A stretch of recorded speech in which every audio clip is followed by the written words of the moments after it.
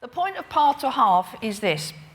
It has two main reasons. One is to get us all together all the time, because that's when the fire gets lit again, doesn't it? And we all get re-energised and inspired. So that's the first reason. And the second reason is to get you focused on Path to a Half. For those people that have not been here before, it's quite a dynamic environment. Although I do have the screen behind me, most of you will probably want to watch the large screen over here. The information is the same, and if ever we're moving about, logistical information will be on the big screen, so you know where you are at any one time. The point about Path to a Half is to get you financially free and to give you choice. Choice comes when you've got enough money not to have to do the day job. Who's still got a day job? Boo! Okay.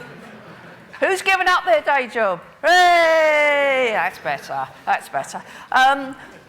And I'm not against jobs per se. If you like your job and you want to do it, that's absolutely fine. But it's better if it's a choice, isn't it? And you don't have to go. And then you can do different hours and so on.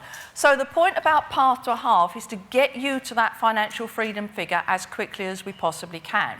Now, we have approximated that to be £30,000 worth of passive income, because the average salary in this country is about £28,000 a year.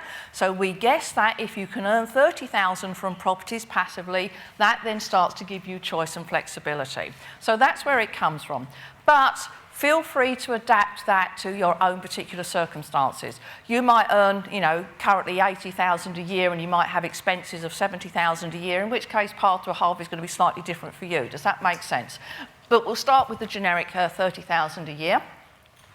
We occasionally have questions about what does financial freedom, what do you need to have? And we know that we need 4 things in order to be financially free. We need an idea of what the heck to do, don't we? Because you're sitting in your kitchen thinking, I want to be financially free, where do I start? So you need some ideas on what to do and how to do it. You need guts, don't you? You need the gumption thing to actually get up and start taking action. And I personally think gumption is the most important one of the 4.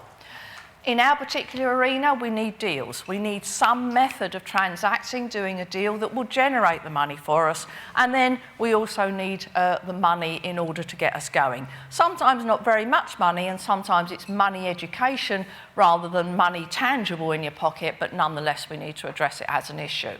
So there are our 4 topics for today and every Path to a Half that we do. And as you know, we'll go into zones and start discussing those very shortly. Now, the Path to a Half definition, it's now becoming quite important that you register for Path to a Half if you have already done it. Because we're getting so large as an organisation now, what we're doing is people that have already pathed will be given different opportunities to the people that are still on their first path. Does that make sense? So if you think you have pathed, if you think you've completed at least one path, who's on their second or third or fourth path by now? Yeah, look at the hands, fantastic. So don't stop once you've done one. It's not, it doesn't stop there. You'll still get run over even if you're on the right road, so keep going. Now, so it's important that you get that registered if it is for you, and Corporate Corner will help you with that. Corporate Corner is outside. I'll tell you where they are in a second. Now, so you call the office and say, I think I might have pathed. They send you a questionnaire, you fill it in, it goes back, and then you get registered.